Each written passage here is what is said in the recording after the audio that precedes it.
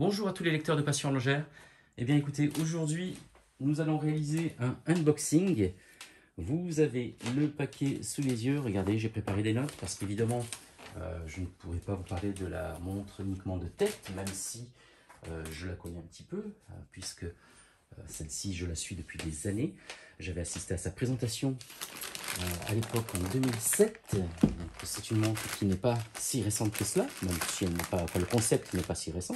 La montre elle est plus récente. Et j'avais visité la manufacture justement pour qu'on puisse me la présenter avec son concepteur. Donc la manufacture n'est autre que la grande maison. La grande maison Jaeger-LeCoultre et son concepteur est monsieur Christian Laurent, qui est un maître horloger, il est toujours, mais il est en retraite. Donc il a quitté la maison. On peut le voir de temps en temps, je m'en souviens, pour les dernières années du SIHH, il venait toujours sur le stand, il venait aider cette marque pour laquelle il a travaillé pendant des dizaines d'années et qu'il avait toujours à cœur de soutenir, puisqu'il est à l'origine de pas mal de produits de haute horlogerie. Voilà, c'était le responsable de l'atelier de haute horlogerie. Voilà, donc elle est arrivée. Comme vous le voyez là, ça vient de Chrono24. Beaucoup de gens décrient ce site, Chrono24. Je peux le comprendre. Pour des pièces un petit peu vintage, pour des pièces de grande collection, ça peut être compliqué. C'est bien d'avoir affaire à un expert, un expert que l'on peut connaître, une boutique qui a pignon sur rue. Ça peut être Bucherer avec le CPO, ça peut être Crésus, ça peut être aussi quelques experts indépendants comme Michel Vitini ou Michel Colombani, qui sont très spécialisés, eux, dans les Rolex vintage. Après, lorsque vous recherchez une pièce spécifique qui est un petit peu plus rare, et celle que je vais vous présenter, celle que vous allez voir, a été réalisée à même pas 400 exemplaires, là, ça devient plus compliqué. Donc là, il faut voir avec l'international, et souvent, le raccourci pour l'international, c'est Chrono24. Donc là, cette montre arrive d'Allemagne. Donc l'Allemagne, c'est quand même... Voilà, ils ont des réputations assez sérieuses. Et d'ailleurs, je remercie mon copain Boris Pianik qui m'a bien conseillé, puisqu'il est lui-même allemand et il connaissait le professionnel qui vendait cette superbe pièce. Donc, waouh, la boîte est assez imposante. On va faire ce unboxing. Voilà, très belle boîte. Jaeger-LeCoultre soigne toujours ses clients de toute façon. Ça, c'est de la belle boîte de haute horlogerie. On va la sortir complètement. Ah, c'est déjà plus léger. Parce que mine de rien, ça pèse pas mal. Voilà. Ah oui, mais parce qu'il y a du bois. Ah oui, la base est en bois. Vous vous rendez compte? Avec les certificats de garantie, d'authenticité. Hop. Allez, je suppose que vous avez hâte de découvrir cette pièce. En tout cas, moi, c'est le cas, puisque je ne l'ai pas encore vue, voyez-vous. Je découvre avec vous. C'est véritablement un beau moment pour moi.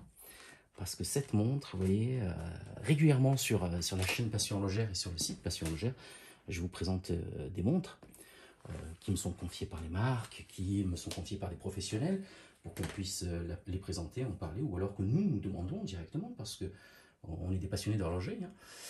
Mais là, en l'occurrence, c'est une pièce personnelle. Elle rentre dans ma collection, et j'en suis très heureux, parce que ça fait des années, en fait, depuis que j'ai découverte, depuis sa sortie, depuis 2007, c'est un objectif, c'est un rêve.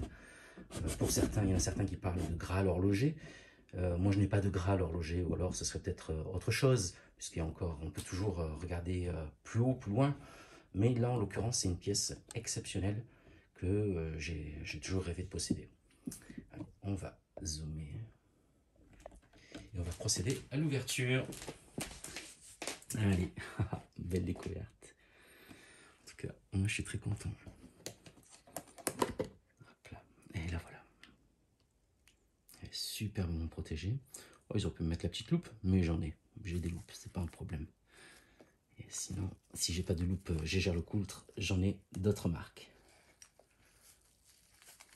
La voici, regardez-moi cette beauté. Regardez ça.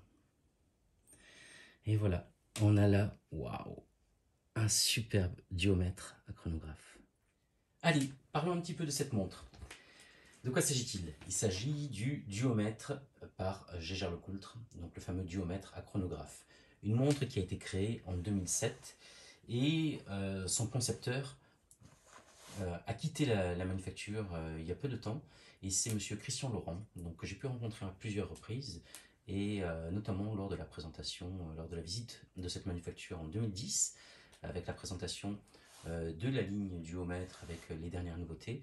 Et je vous invite à visionner le film qui se trouve sur YouTube et que je vais remettre dans l'article dans lequel se trouve celui-ci aussi. Et vous verrez sa présentation de cette montre. Donc ce nouveau concept a donné naissance à une nouvelle ligne qui est la ligne duomètre. Voilà. Donc, et la toute première pièce en 2007, c'est celle-ci, c'est le chronographe. Quel est le principe? Le principe de cette montre et donc de cette ligne par la suite a été de me placer une complication sans qu'il y ait d'incidence sur la précision de la montre. Donc maintenant, je vais vous faire une petite présentation. On va commencer par tout ce qui est général et esthétique. Donc cette pièce, cette montre, a été produite à moins de 400 pièces. Donc ça, c'est selon les sources de la Fondation de la Haute Horlogerie. Donc là, ce sont plutôt des sources vérifiées, bien entendu. Au niveau du cadran, allez, on va commencer à faire la présentation. Au niveau du cadran, on a un cadran argenté. Ah, attendez, hop, voilà. Tiens, voilà, on zoom, comme ça, vous l'aurez bien sous les yeux. Donc un cadran argenté grainé à la main. Alors, je ne sais pas si on voit toutes les subtilités. Il y a quelques reflets, pourtant il y a un traitement anti-reflet, mais là il y a beaucoup de lumière, c'est pour ça. Regardez-moi ce cadran, magnifique. Voilà, je baisse un petit peu la luminosité. Au niveau des aiguilles, regardez bien les aiguilles. Ici, alors je bouge un petit peu, hein, je suis désolé. Regardez, je vais essayer peut-être de poser la montre. On va la poser. Voilà. Et je ne vais pas plus zoomer, sinon on risque d'avoir quelque chose qui ne sera pas net. Au niveau des aiguilles, donc les aiguilles des heures et des minutes sont de type feuille en laiton doré. Donc ce sont celles qui se trouvent ici sur la gauche du cadran. Les aiguilles du chronographe sont aussi de type feuille, mais en acier bleui.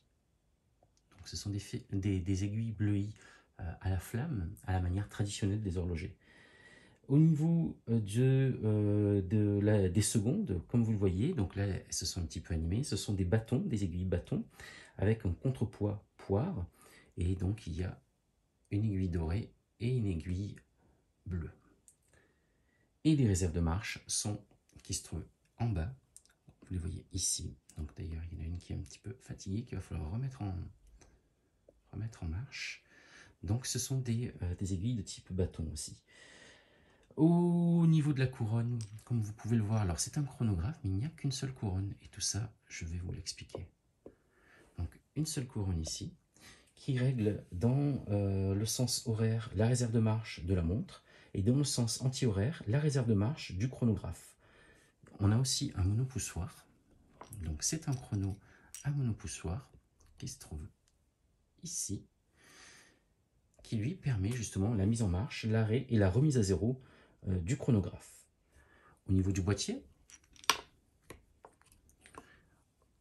on a un superbe boîtier en or rose 18 carats qui mesure 42 mm de diamètre. Les cornes sont soudées et les finitions sont polies et satinées. On va essayer de faire une mise au point un peu plus sympathique. Voilà. Poli et satiné. Poli miroir ici, par exemple, sur la corne, et le satiné que l'on retrouve ici au niveau de la tranche de la boîte. Les verres sont des verres en saphir bombé, traités anti-reflet, donc au niveau du cadran et au niveau du fond de boîte, et avec une dureté numéro 9 sur une échelle que je n'ai pas retrouvée d'ailleurs. Je ne sais pas jusqu'à combien va cette échelle. Si c'est 10, c'est bien. Si c'est 100, c'est pas bien. Mais je pense qu'on est plus proche de 10 que de 100. Donc voilà, dureté numéro 9, c'est ce qui est annoncé par la Fondation de la Haute Horlogerie. Cette montre est étanche à 50 mètres. Donc autant dire qu'elle n'est pas faite pour la baignade. Évidemment, une baignade accidentelle, pas de problème, ça résisterait. De toute manière, avec ce bracelet en alligator, il n'y a aucune raison d'aller se baigner, d'aller plonger dans la grande bleue. Mais la montre est néanmoins étanche et vous verrez par la suite, quand je vais vous parler un petit peu des spécificités techniques, vous comprendrez pour quelle raison c'est très très important qu'il y ait une étanchéité réelle de cette montre.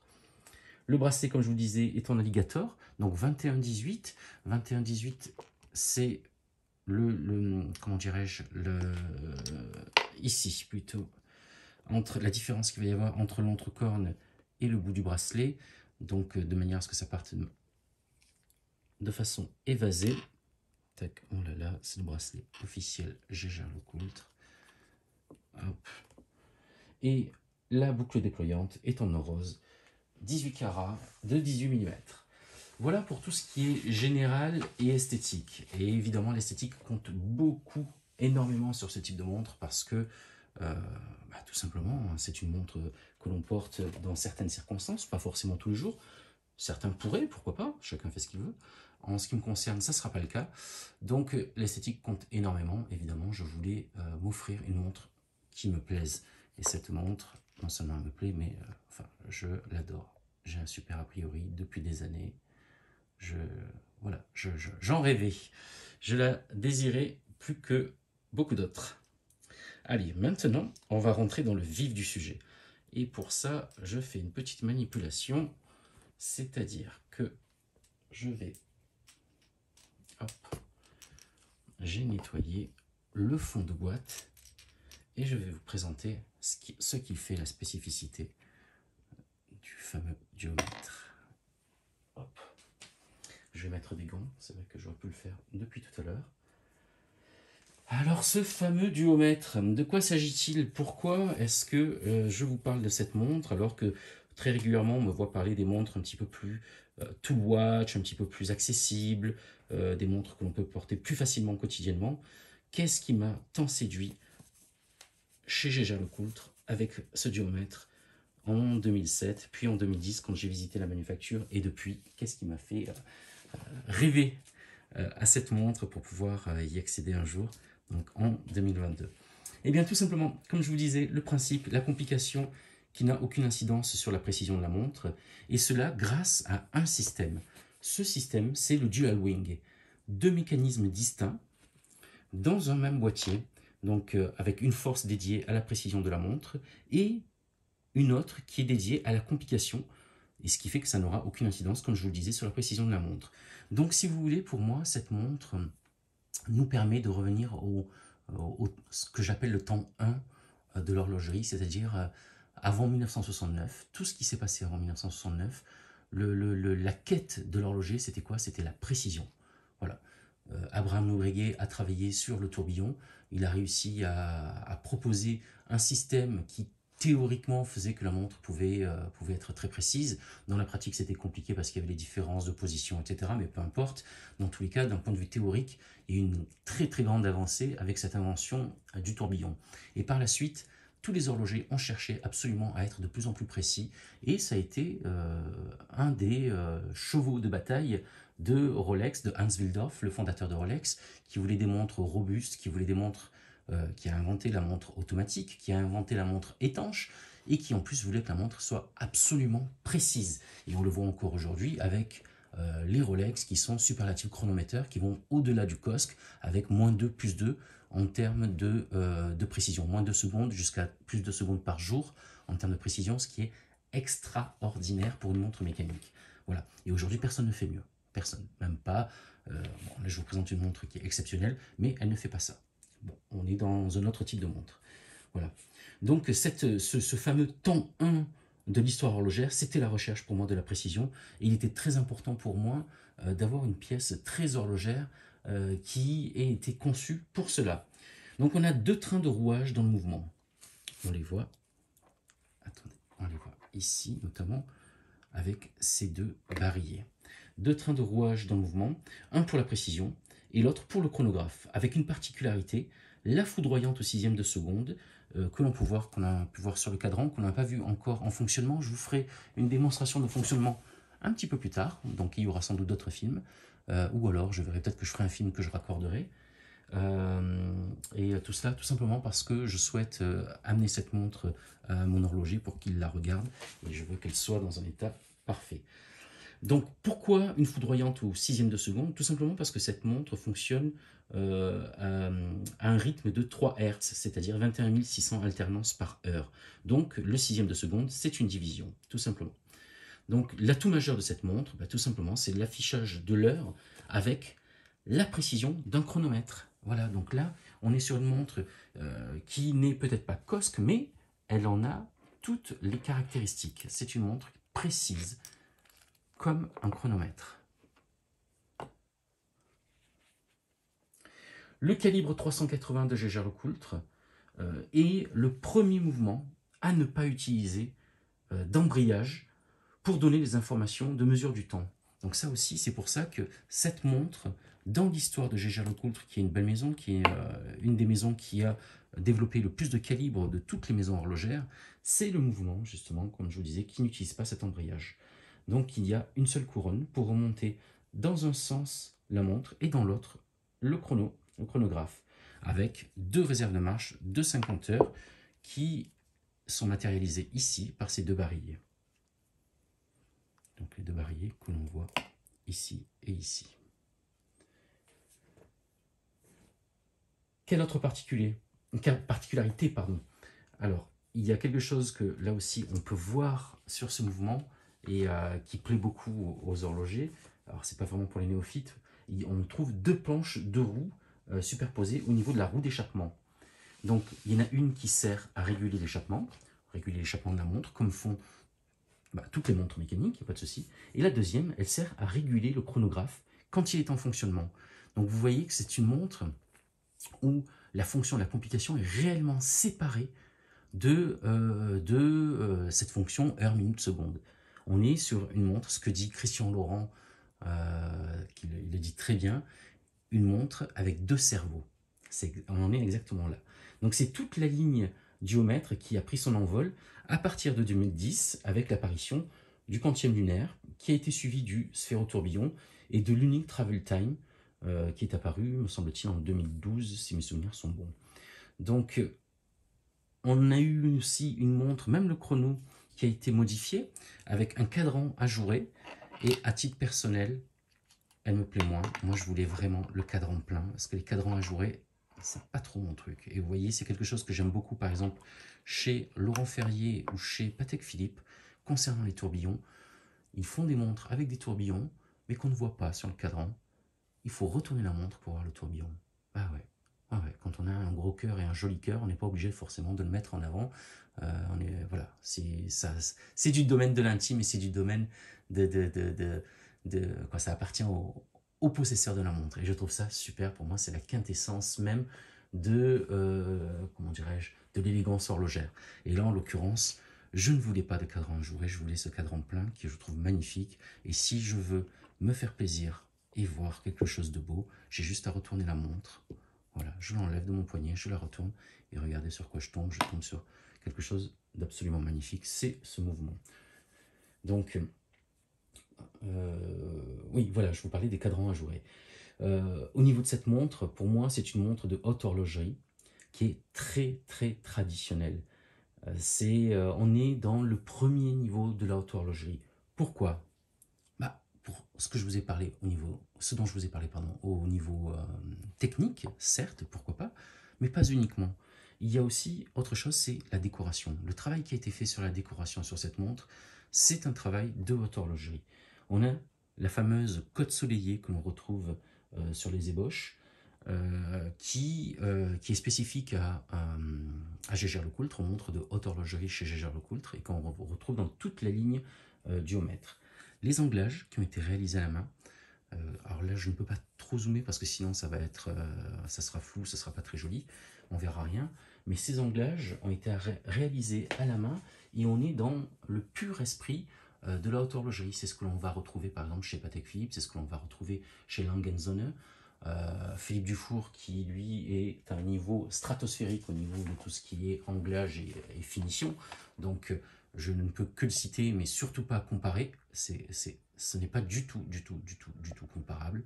Regardez, je vais essayer de zoomer, mais je ne suis pas sûr que cela fonctionne.